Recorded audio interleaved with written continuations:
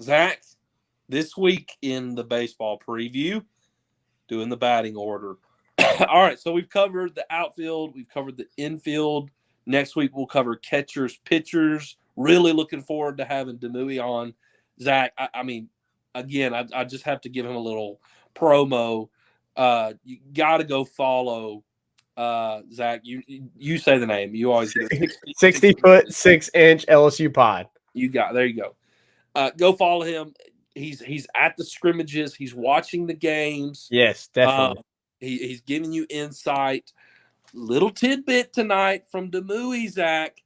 He said we might have seen the potential lineup in the field tonight.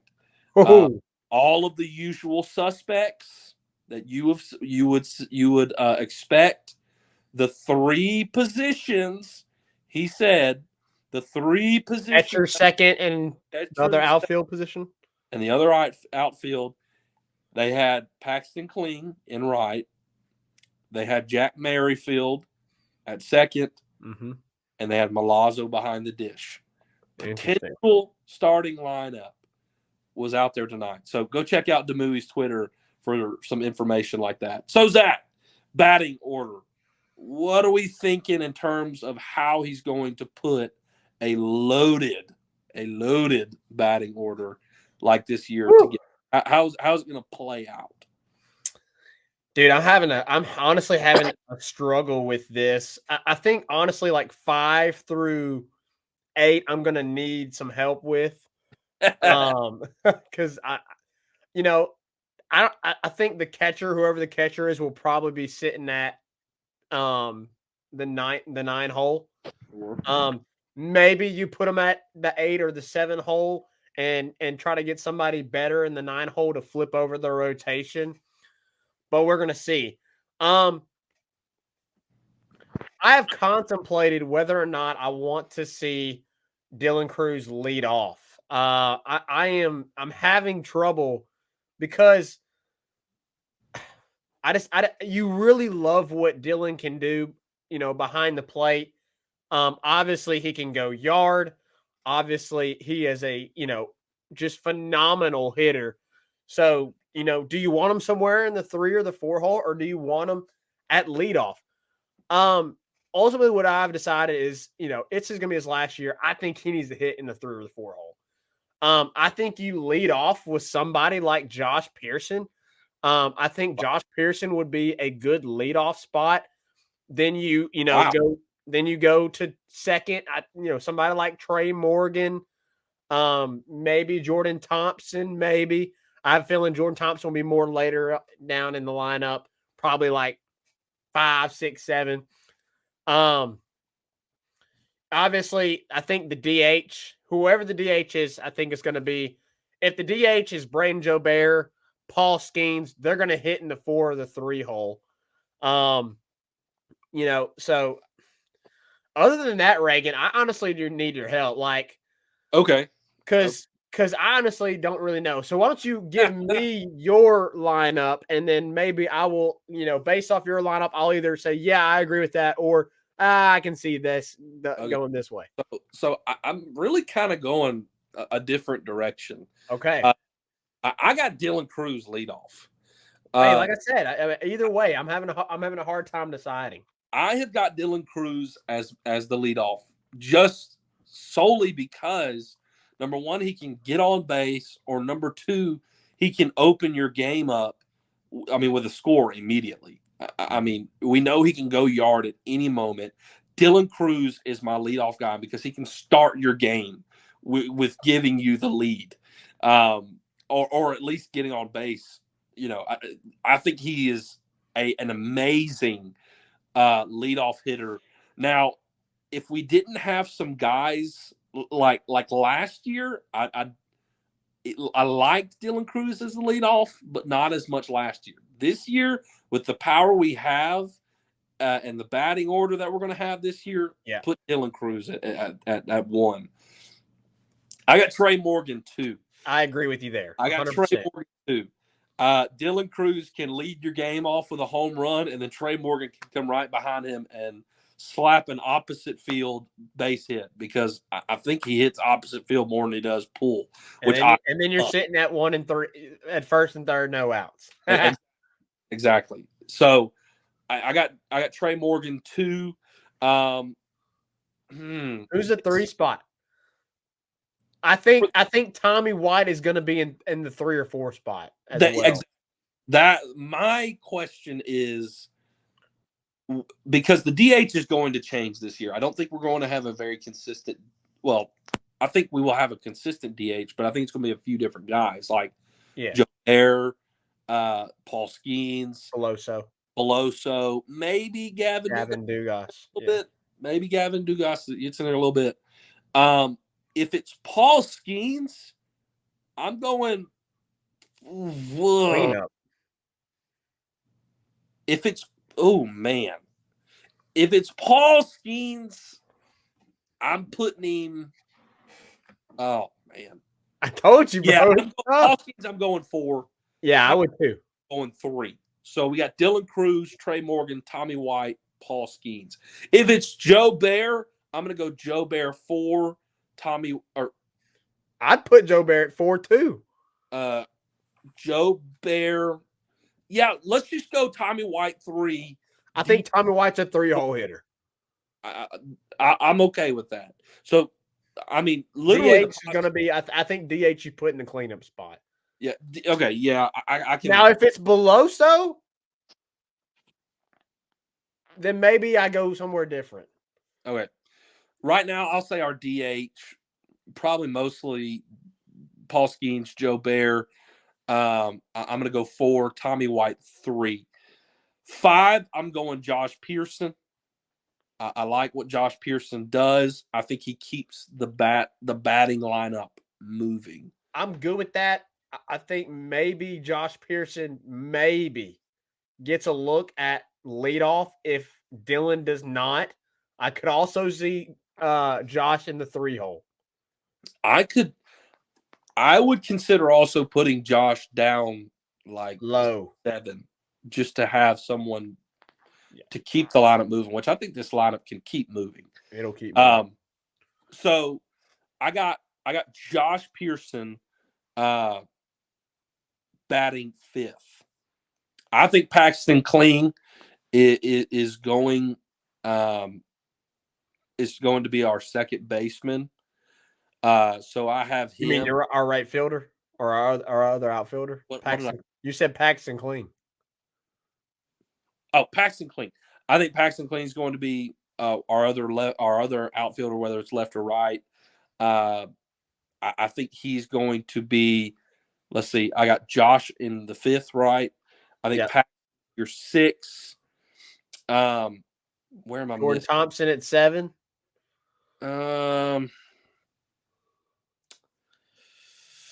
What else am I missing? Catcher, second, and Jordan Thompson. Okay. I'm going to go second base, Jack Merrifield at 7, Jordan Thompson 8, catcher 9. Yeah. I think you're. I honestly think though that 6 through 9 could be really flexible, like flip flopping them. You know, whether it's let's try and get something a little bit later in the lineup to help turn it over, or you just go straight. Here's our lineup. We're gonna end on our worst hitter. I think either I could see Thompson hitting 6. I could see him hitting 7th, 8th. I could see him hitting 9th, honestly. Because Thompson is a great 9-hole hitter. Yeah, he would be. He'd be a great 9-hole hitter. He would be. So I may change that up a little. So I got Dylan Cruz lead off, Trey second, Tommy White, DH cleanup, Skeens, Joe Bear. I had Josh Pearson at 5, right? Yeah. I'm going to move Jack Merrifield, second baseman, to 5. 6, At Kling, 7, Josh Pearson. No, I'm going to put Pearson at 6, Kling 7, Thompson 8, catcher 9. Yeah, I like All that. right, I've now that we've talked about it, I've decided. Go ahead. Pearson at leadoff. Okay. Trey at second. Cruz at third. White at cleanup. DH at fifth. Wow. That's. DH at fifth. Merrifield at sixth. No, I'm sorry. Kling at sixth. Merrifield at seventh. Who am I missing? I'm missing Catcher and Thompson. Pearson. No, catcher and Thompson. Pearson's your leadoff. Yeah, sorry. You're missing Jordan Thompson, the catcher. Catcher at 8, Jordan Thompson at 9. Okay. I really like the idea of. Oh, hey, look, and I was looking at these. Look, Tyler agrees with me. Thompson at 9. I really like the idea of Jordan Thompson in the 9 hole. So yeah, that's it. I got it. Here's the thing. Here's why I put Thompson at 8. Because if it's Brady Neal at 9 is dangerous. It is a home run threat and could flip your lineup over probably just as good as Thompson could. If it's Brady Neal, I think Brady Neal would be higher in the lineup. Milazzo, it's not. Than 9th. If Milazzo's in, he's 9th or 8th. Which I'm perfectly fine at keeping Brady Neal at the 9 hole. That's why I like the catcher either way at 9. Because I think Brady Neal can, at the 9 spot, give you power and the ability to flip the line. I get that. I'm sticking with Thompson at 9, bro. I like it. Josh, 1. Trey, 2. Cruz, 3. White, 4. DH, 5. Kling, 6. Merrifield, 7th. Catcher at 8. Thompson at 9. Okay. Yeah. I'm happy with it. And my final was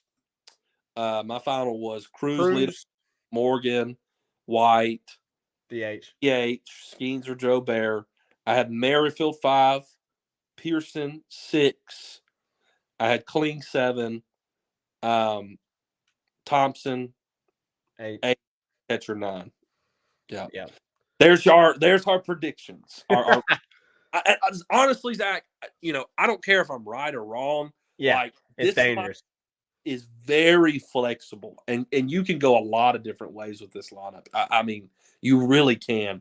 And I think they're going to tinker with it to find out, what's the best way to keep us hot and keep us going. Absolutely, I agree. You have a lot of options, and of course, different people could enter the lineup, and that could change the way that you look at it. If Ben LaPolt is your second baseman, your second baseman, leadoff, he could be your leadoff, yes, or he could very easily be your 3 because the on-base percentage is so high. Then you put a cleanup guy behind him. Then you're looking at a guy who can get on base and then have someone behind him who can put the ball out of the park. Yeah. So, that's going to fluctuate depending on who is. So this is the plethora of riches that LSU has this year, that this lineup can look multiple ways. And I'm excited about that. I'm excited. Let me tell you, Reagan, look, this season, if you're not an LSU baseball fan or you haven't been watching LSU baseball, this is the season to start. Look, I got a buddy of mine. His name's Noah. He's an LSU fan, and he hasn't really watched LSU baseball. I'm going to get him. He's going to be watching some LSU baseball with me this season. Shame on him. I know. It's okay. We're gonna fully immerse him into LSU baseball.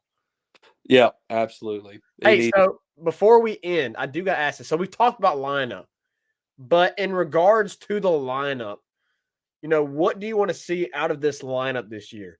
There was some issues with because we didn't really steal bases a lot this past year.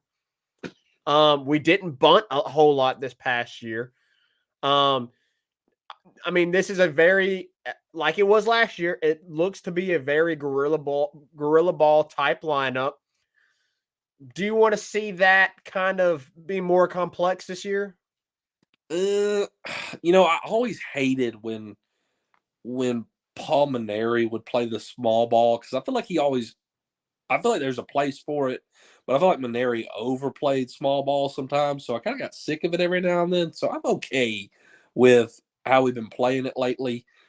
I would like to see the bases stolen a little bit more. I think For that sure. had to do with injury last year. I mean, I Yeah. think Trey Morgan, Thompson was hurt. Trey Morgan was hurt. like, so I think we see more of it this year. I really do.